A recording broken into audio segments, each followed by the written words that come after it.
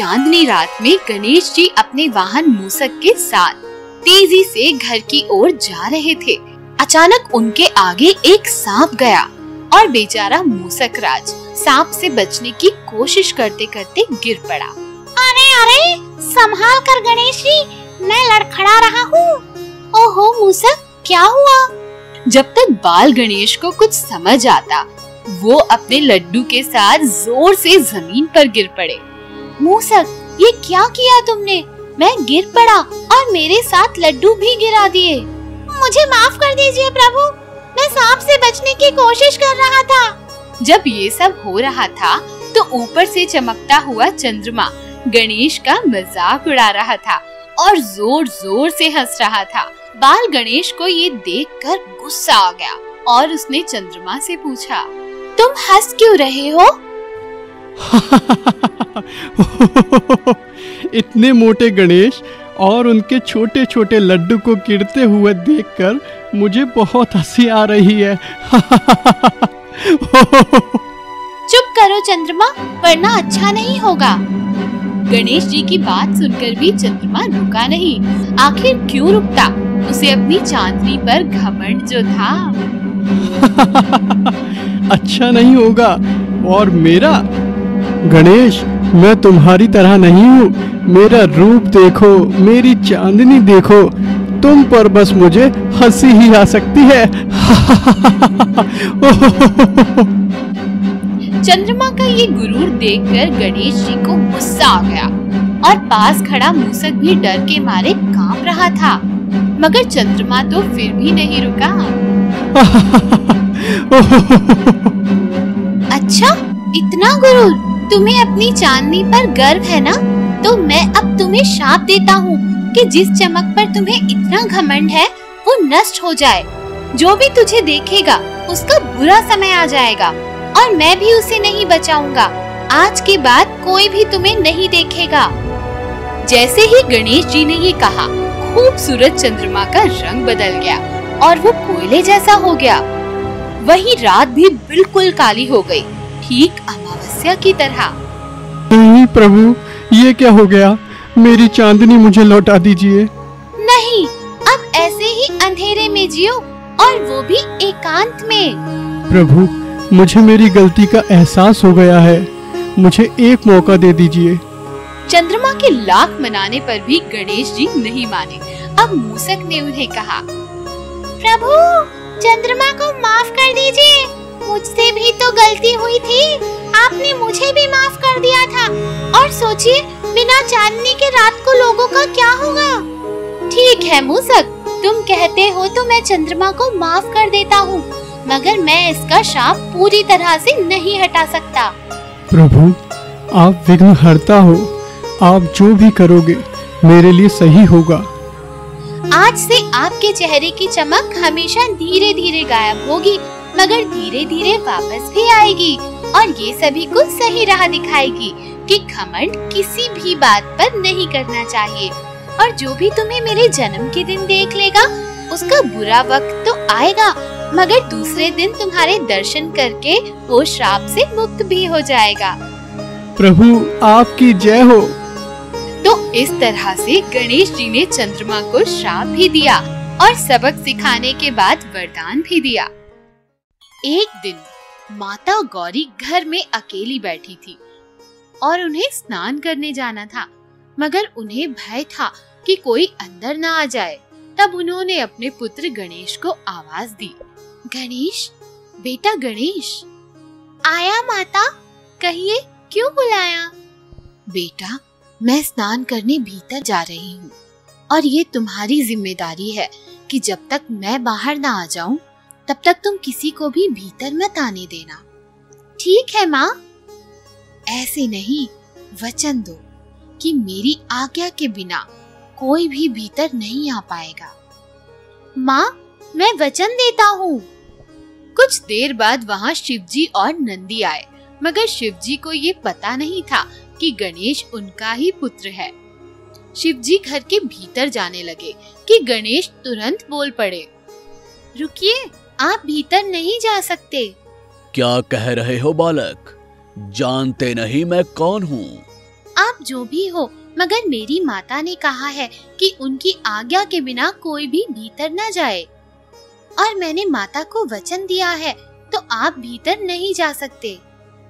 नन्हे बाल गणेश को इस तरह सामने खड़े हुए देखकर काफी नाराज हुए शिवजी और कहा, हट जाओ बालक, वरना मैं तुम्हें मार डालूंगा। आप कुछ भी कीजिए, मैं डरने वाला नहीं हूँ। मैं माता को वचन दे चुका हूँ। बालक को इस तरह हट करता देखकर शिव जी को बहुत क्रोध आ गया और उन्होंने अपने त्रिशूल को गणेश जी की ओर घुमाया। ये क्या, नन्हे गणेश का तो सिर धड़ से अलग हो गया और वो निर्जीव जमीन पर गिर पड़े। तब माता गौरी भीतर से बाहर आई और गणेश को जमीन पर इस तरह गिरा देखकर हैरान रह गई। बेटा गणेश, ये क्या हुआ तुम्हें? ये किसने किया? माता, ये शिवजी ने किया। माता गौरी शिवजी को हैरानी से देखने लगी। क्या कर दिया आपने? क्रोध में आपने अपने ही बेटे को मार डाला। मुझे मेरा गणेश वापस लाकर दीजिए, ये मेरा पुत्र है। मुझे माफ कर दो। जब गणेश मुझे भीतर आने नहीं दे रहा था तो मैं क्रोधित हो गया। मुझे नहीं पता, मुझे बस मेरा बेटा लाकर दो।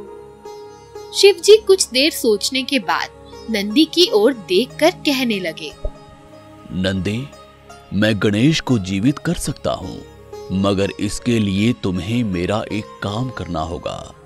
जो आप कहेंगे प्रभु, मैं वो जरूर करूँगा। जंगल की ओर जाओ और जो भी पहला जीवित प्राणी नजर आए उसका सर मेरे लिए लेकर आओ। शिव जी की आज्ञा पाकर नंदी तुरंत जंगल की ओर निकल पड़ा और जंगल में चलते चलते उसके सामने एक हाथी आ गया। जैसा कि उसने शिव जी से कहा था, उसने हाथी का सर काट कर अपने साथ ले लिया। मगर माता गौरी ने ये देखा तो कहा, हाथी का सर? इसे देखकर तो सभी मेरे पुत्र का मजाक उड़ाएंगे। तुम चिंता मत करो, हमारा बेटा बहुत निडर है और आज मैं उसे वरदान देता हूँ कि आज से सभी इसे विघ्नहर्ता कहेंगे और कोई भी शुभ कार्य करने से पहले सभी को इसका नमन करना होगा। ठीक है, जैसा आप ठीक समझे। शिव जी ने अपनी शक्तियों से गणेश के शव पर हाथी का सर जोड़ दिया और उस दिन से हुआ हमारे विघ्नहर्ता श्री गणेश जी का जन्म। कई साल पहले गजमुखसुर नाम का एक दानव रहता था। वो शिव जी का बहुत बड़ा भक्त था और कई सालों से तपस्या करके उसने शिव जी को प्रसन्न कर दिया। गजमुखासुर, उठो भक्त, तुम्हारी तपस्या से मैं प्रसन्न हुआ। प्रभु, मैं आपका भक्त हूँ, तो अगर आपको मुझे देखकर प्रसन्नता हुई तो मुझे वरदान दीजिए। मांगो गजमुखासुर, क्या चाहिए तुम्हें? प्रभु, मैं चाहता हूँ कि मैं बहुत शक्तिशाली बनूं और मुझे ना कोई देवता हरा सके, ना मनुष्य और ना ही कोई दानव। ठीक है, मगर याद रहे, कभी भी अपने इस वरदान का दुरुपयोग मत करना, वरना सभी कहेंगे कि शिवजी के वरदान के कारण गजमुखासुर इस तरह सभी को परेशान कर रहा है। जो आज्ञा प्रभु, मैं आपको निराश नहीं करूंगा। तो जाओ, मैं तुम्हें वरदान देता हूँ। शिव जी का वरदान पाकर गजमुखसुर एक बार फिर अपनी असुर प्रवृत्ति में लौट गया और सभी को परेशान करने लगा। कई दिनों तक गजमुखसुर के इस दुर्व्यवहार को देखकर देवता नाराज हुए और शिव जी से मिलने गए। प्रभु, ये क्या कर दिया आपने? मैंने क्या किया? प्रभु, आपने गजमुखासुर को ऐसा वरदान दिया जिसके बाद वो सभी निर्दोष लोगों को भी सता रहा है। पर मैंने तो उसे कहा था कि ऐसा मत करना। प्रभु, आप सच में भोलेनाथ हो। एक असुर पर भरोसा कर लिया अब इसके कारण गजमुखासुर किसी के काबू में नहीं आ रहा, वरना सभी लोगों पर गजमुखासुर का ही राज होगा। पार्वती, पुत्र गणेश को बुलाओ। पिता की आज्ञा पाकर गणेश भी वहाँ आ गए। जी प्रभु, क्या आज्ञा है मेरे लिए? बेटा, मैंने गजमुखासुर को वरदान दिया था, जिसका वो दुरुपयोग कर रहा है। तुम जाकर उसे सबक सिखाओ। क्या राक्षस गजमुखसुर का सामना करने के लिए आप मेरे बेटे गणेश को भेज रहे हो प्रभु? हाँ, पर गणेश तो नन्हा बालक है, वो कैसे सामना करेगा गजमुखासुर का? तुम सब चिंता मत करो, बस यकीन रखो, मेरा बेटा विघ्नहर्ता है और वो ही गजमुखासुर को उसकी सही जगह दिखाएगा। हो जाएगा। रुकिए, मैं भी साथ चलूंगा और मेरे गण भी। हाँ पुत्र, इन सभी को अपने साथ लेकर जाओ। नहीं, कोई साथ नहीं जाएगा। मेरा बेटा गणेश ही उसके लिए काफी है। ऐसा कहकर शिवजी ने गणेश को आशीर्वाद दे दिया और वहाँ से जाने का आदेश दिया। गणेश भी अपने पिता शिवजी का आदेश पाते ही गजमुखसुर की तलाश में निकल पड़े। गजमुखसुर, कहाँ छुपे बैठे हो? हिम्मत है तो सामने आओ। तुम आओगे मुझसे लड़ने? हाँ, बहुत कर लिए तुमने कमजोर लोगों पर अत्याचार, अब तुम्हें इसकी सजा मिलेगी। तुम सबक सिखाओगे मुझे? जानते नहीं, मैं शिव का भक्त हूँ और मुझे भोलेनाथ ने खुद वरदान दिया है। फिर भय किस बात का? सामने आओ और मेरा सामना करो। गणेश की ललकार सुनकर गजमुखसुर सामने आया और गणेश पर वार करने लगा। रुको, मैं तुम्हें सबक सिखाऊंगा। गजमुखसुर, तुमने सभी को बहुत सताया है, मैं अभी तुम्हें सबक सिखाता हूँ। ऐसा कहकर गणेश गजमुखसुर से लड़ने लगे। काफी देर तक लड़ने के बाद भी वो गणेश को हरा नहीं पाए। मुझे तो भोलेनाथ ने वरदान दिया है, फिर भी मैं गणेश को क्यों नहीं हरा पा रहा हूँ? गजमुखसुर, मुझे पता है कि तुम क्या सोच रहे हो, मगर मैं इस वरदान से परे हूँ। जानते हो क्यों? क्योंकि मेरा शरीर मनुष्य का है और सर हाथी का, तो मैं तुम्हें हरा सकता हूँ। जैसे ही गजमुखसुर ने गणेश की बात सुनी, वो दौड़ने लगा, मगर गणेश भी कहाँ पीछे रहने वाले थे। वो भी तेजी से गजमुखसुर का पीछा करने लगे। तब गजमुखसुर ने सोचा कि अगर मैं एक छोटे से चूहे का आकार ले लेता हूँ तो भागने में आसानी होगी। ऐसा सोचते हुए गजमुखसुर ने खुद को चूहे के रूप में बदल दिया। तब गणेश जी ने जोर से छलांग लगाई और गजमुखसुर की पीठ पर सवारी करने लगे। सवारी करते करते उन्होंने गजमुखसुर के कान भी जोर से खींचे, जिसके कारण वो काफी बड़े हो गए। काफी देर तक गणेश जी को अपनी पीठ से गिराने की कोशिश करने के बाद गजमुखसुर हार गया और उसने कहा, मुझे माफ कर दीजिए, मैं भटक गया था।